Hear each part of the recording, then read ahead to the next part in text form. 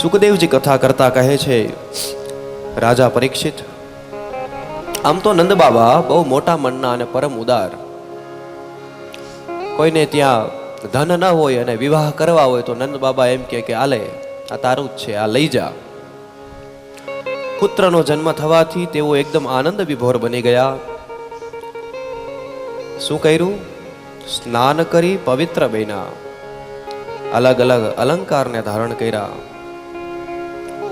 નંદસ્તુ આત્મજ ઉત્પન્ને, નંદને ત્યાં આત્મજ કહેતા પુત્ર ઉત્પન્ન થયા. જાતાહલાદ, જાતાહલાદ એટલે અંદરનો ઉમળકો. નંદ બાબાને એમ થયું કે કેટલા વર્ષોથી યશોદા અને હું નંદ ભગવાનને પ્રાર્થના કરતા હતા અને ભગવાને એ પ્રાર્થના સાંભળી અને અમારે ત્યાં બાલકૃષ્ણ પધાર્યા. અને મન કેવું બન્યું? મહામના, મોટા મનના બન્યા. આપણે ત્યાં પુત્ર કે પુત્રીનો જન્મ થાય એટલે આપણે જઈએ મીઠાઈ લઈને. જ્યાં પણ જન્મ થયો હોય ત્યાં મીઠાઈની વેચણી કરીએ કે અમારે ત્યાં ભગવાને કૃપા કરી, મહામના બનીએ. તો નંદ બાબા આજે મહામના બન્યા. કોને કોને બોલાવ્યા? આહૂય વિપ્રાન વેદજ્ઞાન, વિપ્રોને બોલાવ્યા. વિપ્ર કોને કહેવાય? કે જેનામાં વિવેક પ્રધાન હોય એને વિપ્ર કહેવાય. વિ કહેતા વિવેક, પ્ર કહેતા પ્રધાન. બ્રાહ્મણ જો એના વિવેકને ભૂલી જાય અને અસભ્ય વર્તન કરે તો એનામાં રહેલું બ્રહ્મત્વ ઝળકતું નથી, પ્રગટ થતું નથી. વિપ્રોને બોલાવ્યા. વેદોને જે જાણતા હતા એવા સામવેદીઓને, ઋગ્વેદીઓને, યજુર્વેદીઓને, અથર્વવેદીઓને બોલાવે છે. સ્વસ્તિ વાચન કરાવ્યું બ્રાહ્મણો પાસેથી અને પોતાના પુત્રના જાત કર્મ સંસ્કાર કરાવ્યા. વાચયિત્વા સ્વસ્ત્યયનમ જાત કર્માત્મજસ્ય વૈ કારયામાસ વિધિવત પિતૃદેવાર્ચનમ તથા. સ્વસ્તિ, સ્તુતિ આદિ વંચાવી બ્રાહ્મણો પાસે જાત કર્મ કર્યા અને વિધિવત પિતૃઓનું અર્ચન કરે છે. બધા એમ કહેતા હોય કે પિતૃઓ નડે છે. જો પિતૃઓ નડતા હોય તો સત્કર્મ ન થાય. પિતૃઓના આશીર્વાદ હોય તો આ બધા કર્મ થાય છે. આપણે ત્યાં એક રૂઢિ બની ગઈ કે પિતૃઓ અમને નડે છે, મહારાજ અમારે આ યજ્ઞ કરાવવો છે, અમારે પિતૃ બલિ જે નારાયણ બલિ આવે એ કરાવી. પણ પિતૃઓના, જો પિતૃને દેવ કહેવામાં આવ્યા.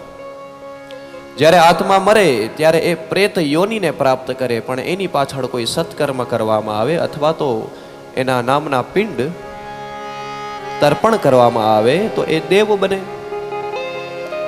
ગોકર્ણ મહારાજ જ્યારે કથા કરે છે ત્યારે પેલો ધુંધુકારી પ્રેત યોનિમાં હતો, પણ જેમ એક વાસની ગાંઠ ફૂટી, બીજી, ત્રીજી, ચોથી એમ કરીને જ્યાં 7 ગાંઠ ફૂટી ગઈ, શશંખ ચક્રમ સકિરીટ કુંડલમ હતો પ્રેત. પણ જેવો બારે આવ્યો તો 4 હાથ, શંખ ચક્ર ગદા પદ્મ પીળું પીતાંબર, માથે મુકુટ છે મોરનો. તો પિતૃઓને આપણે ત્યાં દેવ કીધા. તો પિતૃઓનું અર્ચન કર્યું, દેવતાઓનું અર્ચન કર્યું.